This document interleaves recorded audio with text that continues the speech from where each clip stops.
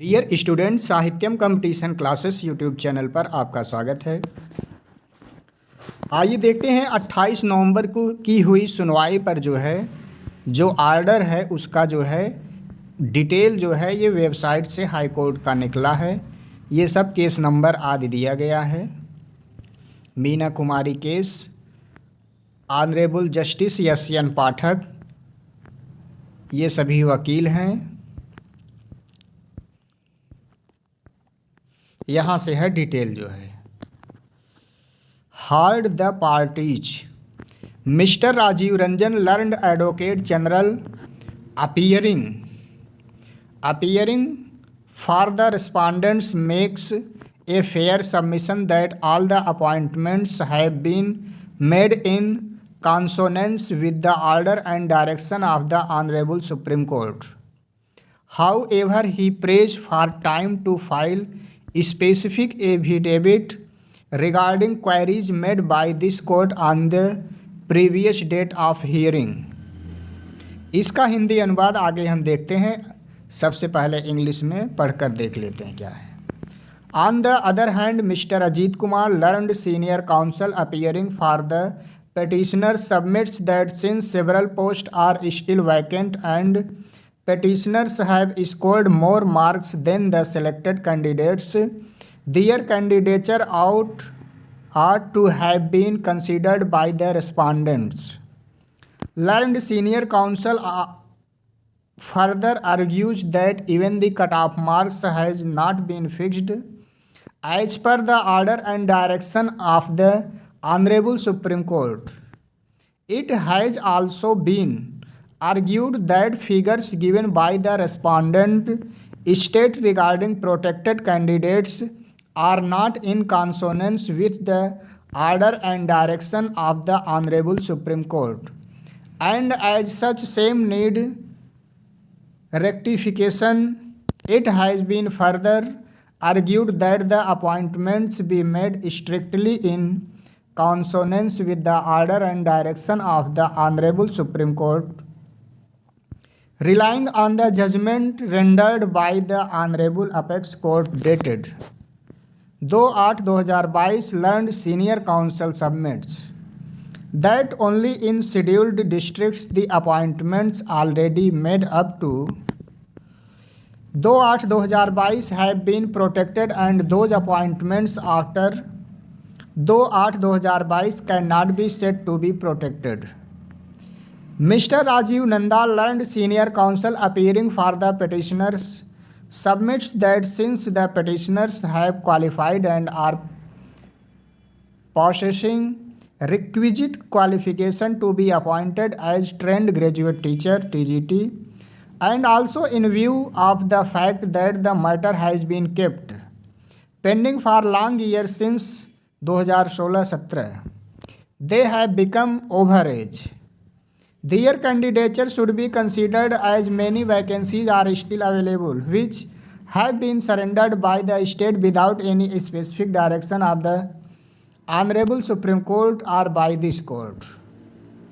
Having heard the parties at length across the bar, this court is of the view that suffice it would be if a direction is given to the respective counsel, including the learned advocate general, to file specific affidavit meting out the queries made by this court. The affidavits filled by the respective parties shall be exchanged, and if required, reply to that effect to be also filled. Parties are at liberty to file written notes of arguments. The affidavits be filed and exchanged before 10 December 2024.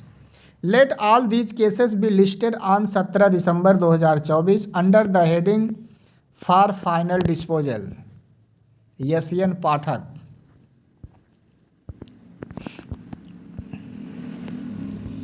आइए देखते हैं इसको हिंदी में। प्रतिवादियों की ओर से उपस्थित विद्वान महाधिवक्ता श्री राजीव रंजन ने उचित दलील दी है कि सभी नियुक्तियां माननीय सर्वोच्च न्यायालय के आदेश और निर्देश के अनुरूप दी गई हैं। हालांकि वे पिछली सुनवाई की तारीख पर इस न्यायालय द्वारा पूछे गए प्रश्नों के संबंध में विशिष्ट हलफनामा दाखिल करने के लिए समय की मांग करते हैं।